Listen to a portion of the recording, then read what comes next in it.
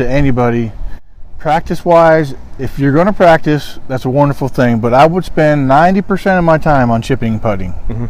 You know, I see too many of my members, you know, spending way too much time, you know, on the range, when if they would take half the time from their driving range and put it on the chipping and putting green. And we're actually on the putting green right here. And you said this to me the other day. You said, look at all the people over there, and there's nobody over here on the chipping and putting range. And I agree with you. And when you think about it, I mean, chipping and putting is going to be, if you shoot a 72, that's almost going to be close to half your shots. Exactly. Whereas hitting the driver, you're going to hit the driver maybe 7 to 10 times. Sure. So you really need to work on it. So if you're saying going to the putting green and the chipping area, are there purposes there that you need to think about, or is it just get your rhythm down, get the flow of the club as well as the read of the green and stuff like that? Well, if you don't have the right technique, obviously you get with your professional to learn the right technique. But yeah, I mean, when you go to the chipping area, put yourself in positions that you normally are on the golf course. Mm-hmm. Don't go to the chipping area and find an easy chip and then chip, you know, trying to find, you know, challenge yourself, people. You know, challenge your game, because if you don't challenge yourself and prove to yourself that you can hit the shots that are required, I mean, if you have to hit a flop shot over the trap and you've never done that, well, you're going to be afraid.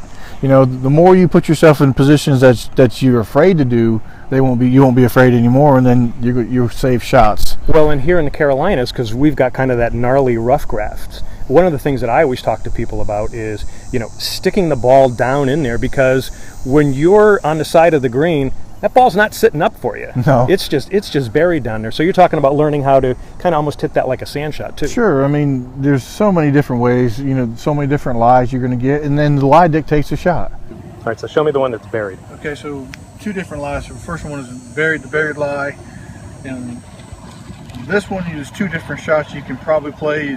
One's an explosion shot, which I won't hit, but the high percentage shot is, you know, put the ball back in your stance, you know, and your hands are going to be way ahead, the ball's back off your right foot, and most of the time you want to choke up on the club.